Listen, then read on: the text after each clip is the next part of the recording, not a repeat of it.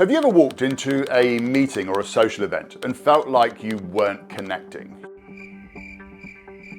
You know, that really awkward moment where the conversation just doesn't feel like it's flowing, it doesn't really feel like anybody's interested in what you have to say. Look, it happens to the best of us. But what if I told you that by just making a few small changes, you could turn things around almost instantly? Well, today that's what we're going to look at. We're going to look at how we can use charisma to create genuine connections and make people feel really good around you. Now, this can be whether you're negotiating a deal, leading a meeting, or just catching up with friends. The things that I'm going to share in this video, they're going to help you in any situation, no matter what your personality type. So let's start with first impressions. You walk into a room and within the first few seconds, people, they have made up their mind about you. It's brutal, but it's true. So how do you make sure that you're giving off the right vibe? Now, one of the easiest ways to do this is with warm eye contact and what is called a Duchenne smile. Now, a Duchenne smile, this isn't just a polite grin. It's the kind of smile that reaches your eyes. It signals genuine warmth.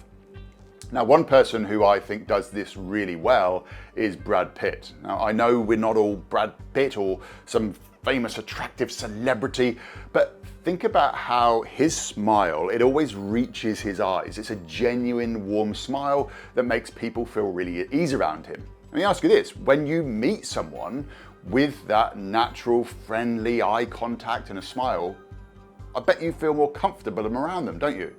It works in every situation, from walking into a high-stakes business meeting to just meeting new people at a social event. The key here is that people will feel at ease when they sense your warmth and your sincerity. Now let's talk about body language.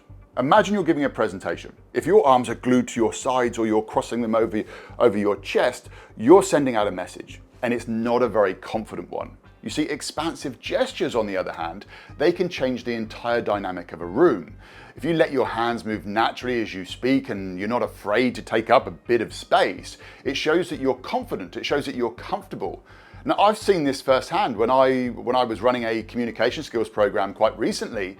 One of the attendees, they really struggled with opening up their body language. They were very closed off and it made them seem and look uncomfortable when they were presenting. And we didn't have to do much. We didn't have to overhaul everything. We just focused on one thing, and that was getting them to open up their body language. The transformation, it was instantaneous. In fact, every other person that was in the room, they noticed it immediately and commented on how much more confident and how much more approachable they looked as a presenter. They went from looking insecure to exuding confidence just by using expansive gestures and opening up their body language. Now let's say that you're chatting with a colleague or even a salesperson. The conversation's going well, but you want to make the connection even stronger. Now, one easy way to do that is with playful teasing. Let me give you a real life example. So I was recently buying a new car and the salesperson, they started showing me a bunch of extra features and I joked around with them. Well, wow, you're really trying to upsell me here, aren't you?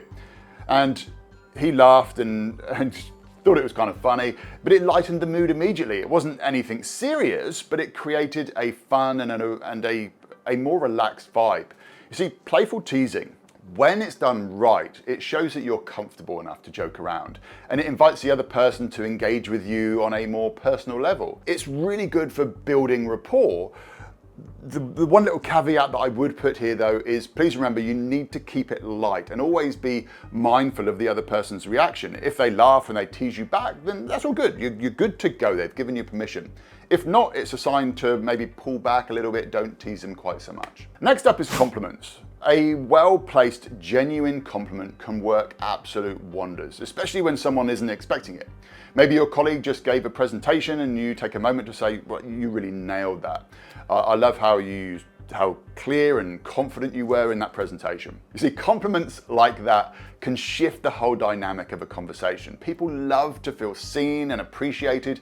And when you use compliments that are thoughtful and sincere, they leave a lasting impression. Again, another caveat, just make sure that your compliments, they are genuine. People can spot a fake compliment, and if you're just trying to use flattery, they can spot that a mile away. Okay, this next tip, it reminds me of a good friend of mine. Now, he was that kind of person who could tell stories that had everybody in stitches. No matter what the topic was, he'd be able to grab everybody's attention right from the start, and people, they'd be hanging on his every word.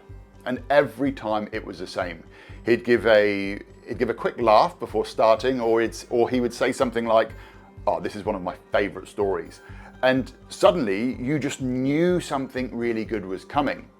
And that's what can be referred to as the pre-story laugh. It's a really brilliant way to set the stage for engagement. It lets the other person know that something fun or interesting is on the way, and it gets them excited to hear what you have to say. Now, another great trick to hook your audience is to say, "I'll never forget when." Just like my friend, these phrases or a quick laugh at the start of a story can capture attention before you've even told the first detail. That's how you get people engaged before you've even got to the punchline. And guess what? I used the very techniques I am talking about just a moment ago. As we got to this tip, I hooked you in by giving a little laugh and sharing a favorite story. It's a subtle but really, I'm hoping that you saw it, but it's really effective. And then finally, let's talk about the long game. Sometimes the best way to build deep connections, it isn't in the easy moments. It's when things are tough. Maybe a colleague is stressed out about a really big project and everybody else is too focused on their own workload to be able to help. By you offering to lend a hand, or even just being a sounding board, you can build a really strong bond that you can show that you are somebody who cares. And that's something that people don't forget easily.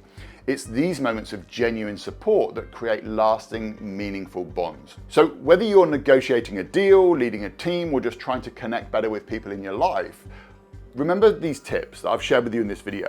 Greet people with warm eye contact and a genuine smile. Use open body language. Mix in some playful teasing.